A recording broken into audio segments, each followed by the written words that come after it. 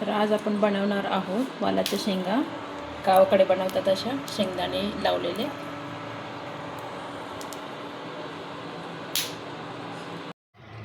भाजलेले शेंगादाणे, हिरवी मिरच, लसण, जिरं, मीठ आणि हळद आपल्याला हे पाट्यावरती वाटून घ्यायचं आहे. नंतर आपण फोडणी देणार आहोत.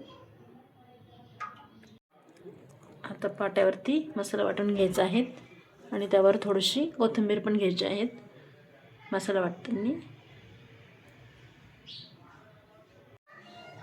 तर पाट्यावरील मसाला वाटून रेडी आहेत, तुम्ही बघू शकता. आणि आपल्याला वालाच्या शेंगा पण शिजवलेल्या आहे. शिजवलेले शेंगा पण आपल्याला साईडला काढून घ्यायचे आहेत मसाल्याच्या ताटामध्ये. आता आपण फोडणी देणार आहोत भाजीला. तेल गरम झालेलं आहे, त्यात आपण मोहरी, थोडं जिरं छान तडतडल्यानंतर वाटलेला मसाला टाकणार आहे.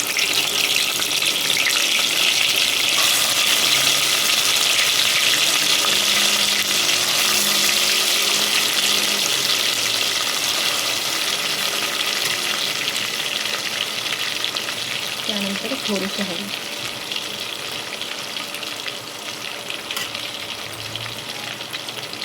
आणि आपल्याला तेलात परतून घ्यायचं आहे.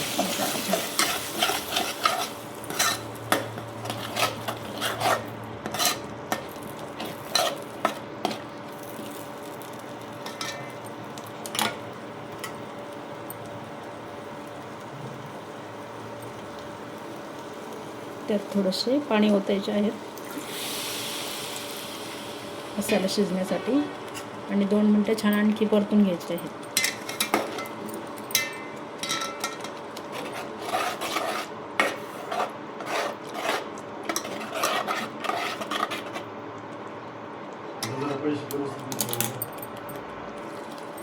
मसाल्याला छान ऑइल सुटलेलं आहे, तुम्ही बघू शकता.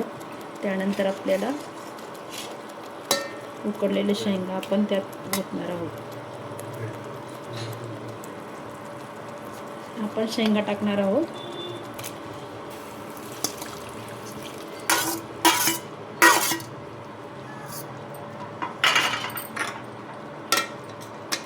छान मिक्स करून घ्यायचं आहे आपल्याला.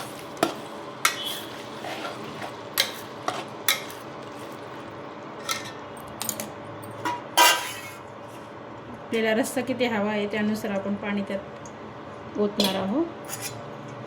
भाजी किती सैल हवी त्याप्रमाणे.